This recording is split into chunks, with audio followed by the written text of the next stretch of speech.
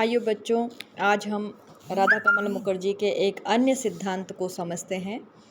इस सिद्धांत का नाम है सामाजिक पारिस्थितिकी, सोशल इकोलॉजी। डॉक्टर राधा कमल मुखर्जी मूलतः अर्थशास्त्री थे, ये बात तो आप जानते ही हैं, किंतु उन्होंने समाजशास्त्र के क्षेत्र में भी अपने अमूल्य विचार व्यक्त करे हैं और समाजशास्त्र और अर्थशास्त्र के क्षेत्र में पाए जाने वाले भेद को उन्होंने कम करा है। सामाजिक पारिस्थितिकी विज्ञान के क्षेत्र में भी उन्होंने अपने महत्वपूर्ण विचार अपनी कृति सोशल इकोलॉजी में 1845 में व्यक्त किए हैं।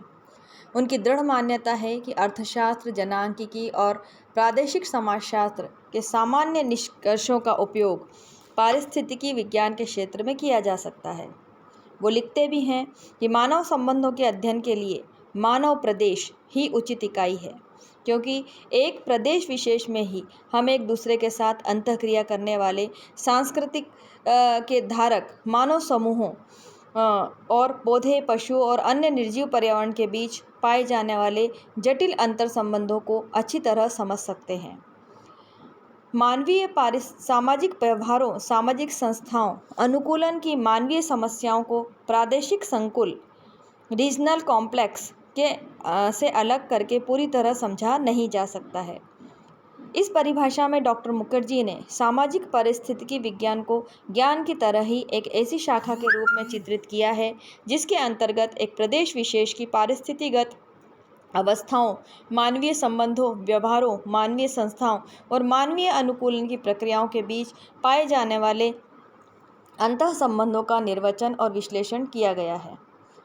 इसमें जो है अभिव्यक्ति है, संघर्ष है, सहयोग है, संतुलन है, प्रतिस्पर्धा है, गतिशीलता है, अनुकूलन और परिवर्तन, इन सब के बारे में जो है यह बात हो सकती है। डॉक्टर मुखर्जी सामाजिक पारिस्थितिकी विज्ञान के प्रमुख दो पहलुओं का उल्लेख उन्होंने अपने इस सिद्धांत में किया है। पहला जो पहलू है वो है व्यावहारिक पारिस्थितिकी। इसके अंतर्गत जनसंख्या, प्राकृतिक संसाधन, वनस्पति और पशु जगत के पारिस्थितिगत संतुलन के साथ सामंजस्य करते हुए मनुष्य के विभिन्न विकास स्वरूपों का अध्ययन आता है। और दूसरा जो पहलू है वो है समुदाय पारिस्थितिकी। इसके अंतर्गत मानव भूगोल, मानव जीवशास्त्र, अर्थशास्त्र, समाज मनोविज्ञान तथा तकनीकी के साथ पारिस्थिति विज्ञान की अन्य अंतःक्रिया के कारण प्राप्त अंतःवैज्ञानिक दृष्टिकोण आता है।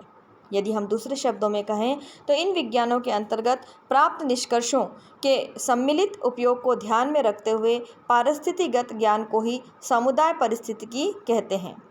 समाज की प्रगति के साथ साथ मानव मस्तिष्क का महत्व और कार्य बढ़ता जाता है और पारिस्थितिकी अवस्थाओं का महत्व और कार्य घटता जाता है।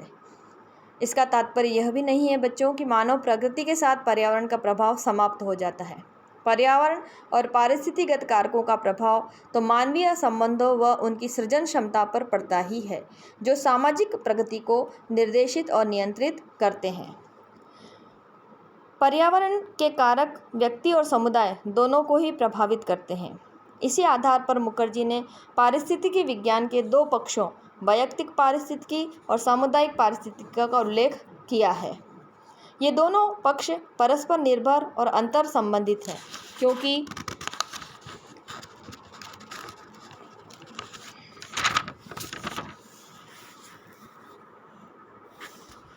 पर्यावरण संबंधी कारकों के प्रति जो प्रतिक्रिया व्यक्त की जाती है या प्रकट की जाती है, उसका प्रभाव समुदाय पर और समुदाय के पर्यावरण के प्रति प्रतिक्रिया का प्रभाव व्यक्ति पर पड़ता ही है। साथ ही व्यक्ति और समुदाय दोनों को ही पर्यावरण से अनुकूल कुछ सीमा तक तो करना ही पड़ता है, एडॉप्टेशन, अनुकूलन करना पड़ता है। तो डॉक्टर मुखर्जी ने सामाजिक पारिस्थितिकी विज्ञान के 3 प्रकारों का फंक्शंस का उल्लेख किया है। एक फंक्शन तो यह है कि मानव और मानवीय संस्थाओं का एक प्रदेश विशेष के साथ अनुकूलन की प्रक्रिया का निर्वचन करना।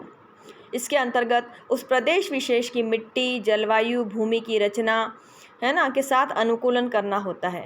वहाँ के पेड़ पौधों और पशु जगत के साथ अनुकूलन करना भी आता है। जैसे कि बच्चों, रेगिस्तान में जो है रेगिस्तानी पशु ऊँट के साथ, वहाँ के जो पेड़ पौधे हैं उनके साथ वहाँ के लोग अनुकूलन करते हैं। वहाँ की मिट्टी जो बालू वाली मिट्टी है उसमें कौन सी खेती की जा सकती है, इस तरह उन्होंने वहाँ अनुकूलन कर लिया है। इसके विपरीत जहाँ बहुत अधिक वर्षा होती है, काली मिट्टी है, वहाँ अलग तरह के पेड़ पौधे होते हैं, अलग पशु होते हैं और अलग तरह की खेती होती है। तो प्रदेश विशेष के साथ अनुकूलन वहाँ के पेड़ पौधे, पशु पक्षी और मनुष्य सभी अनुकूलन करते हैं उस प्रदेश विशेष में। दूसरा जो है मानवीय क्रियाओं को संगठित करने वाले स्थानिक भोजन संबंधी और पारिस्थितिगत शक्तियों के संबंधों को ढूंढ निकालना। और तीसरा है, दूसरा भी मैं ये समझा दूं कि मानवीय क्रियाकलापों को संगठित करने वाले स्थानिक, यानी स्थान में वहाँ पे कौन कौन सी रीति रिवाज प्रचलित है, किस तरह का भोजन संबंधी जो बातें हैं। अगर समुद्री तट है तो स्वाभाविक है वहाँ पर मछलियाँ या मांसाहार की बहुलता पाई जाएगी, और अगर बहुत सारी वनस्पतियाँ पाई जा रही हैं तो वहाँ शाकाहार को ज़्यादा महत्व दिया जाता है। तो वहाँ की परिस्थिति विशेष के अनुसार ही वहाँ का भोजन संबंधी और पारिस्थितिगत शक्तियाँ जो है वहाँ जो पर्यावरण के साथ उनका संतुलन होता है। तीसरा है, एक प्रदेश विशेष में मानव तथा अन्य सजीव और निर्जीव समुदाय के संतुलनों और पारस्परिक दबाव को मापना और यह ज्ञात करना कि ये संतुलन और दबाव मानव के प्रभुत्व और स्थायित्व के लिए अनुकूलन या प्रतिकूलन क्या सिद्ध होता है। डॉक्टर मुखर्जी का मत है कि पारिस्थितिकी के अंतर्गत प्राकृतिक अवस्थाओं का बहुत ज़्यादा महत्व है, जिनके साथ मानव को आज भी अनुकूलन करना पड़ रहा है, जबकि उसने विज्ञान की सहायता से प्रकृति पर विजय की घोषणा कर दी है। आपका मत है कि प्रकृति पर विजय के लिए भी मानव को प्रकृति का अनुसरण तो करना ही पड़ता है। इसके अभाव में प्रकृति में असंतुलन पैदा हो जाएगा, जिसके फलस्वरूप प्राकृतिक विपदाएं आने की संभावनाएं रहती हैं। जैसे वर्तमान में अभी हमारे साथ चल भी रही हैं प्राकृतिक विपदाएं। वे लिखते हैं, जीवन के जाल के जटिल, बहुविध तथा विस्तृत धागे जीवित विश्व के विभिन्न अंशों को एक साथ बांधते हैं और इसलिए उनमें एक सामंजस्य का बना रहना अति आवश्यक है। एक प्रदेश के पेड़ पौधे की निर्मम कटाई करके देखिए, या खरीफ के स्थान पर रबी की फसल बो करके देखिए। मच्छरों की बेतहाशा वृद्धि होने दीजिए तो हम देखते हैं कि उनकी विपरीत या बुरी प्रतिक्रिया होगी। भारत में मच्छरों के प्रकोप के कारण बंगाल व असम में मलेरिया खूब होता है।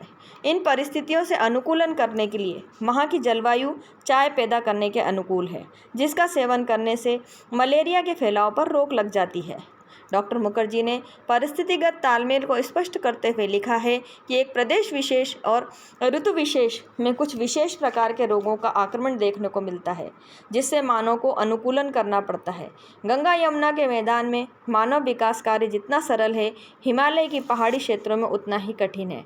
इस प्रकार से परिस्थितिगत विशेषताएं सब कुछ न होते हुए भी कुछ तो हैं ही। प्राचीन समाजों का उदाहरण देते हुए डॉक्टर मुखर्जी लिखते हैं कि आदिम समाजों में सामाजिक संगठन ही नहीं वरन धर्म, जादू, प्रथाएं, परंपराएं, विश्वास सभी पर पर्यावरण का प्रभाव देखा जा सकता है।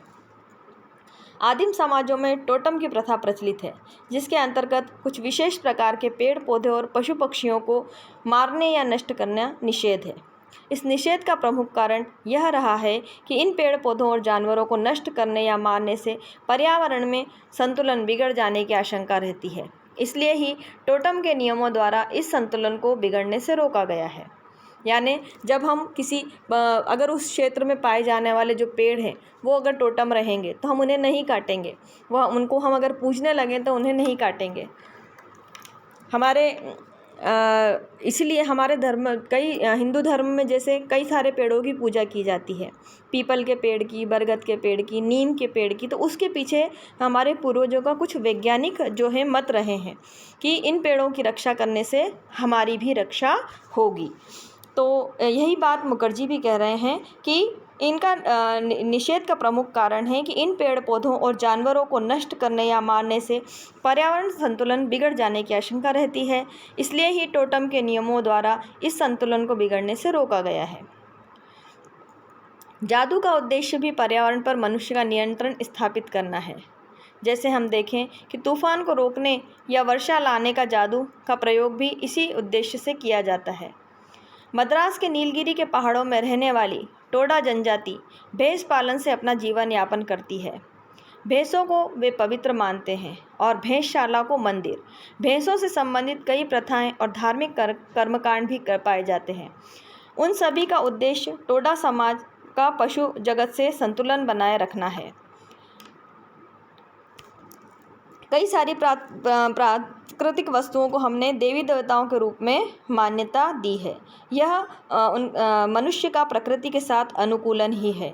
कृषि कार्य के प्रारंभ में से पूर्व खेत की पूजा करना, देवी देवताओं का आह्वान करना भी पर्यावरण की विभिन्न शक्तियों के साथ मानवीय संबंधों के संतुलन को ही प्रकट करता है।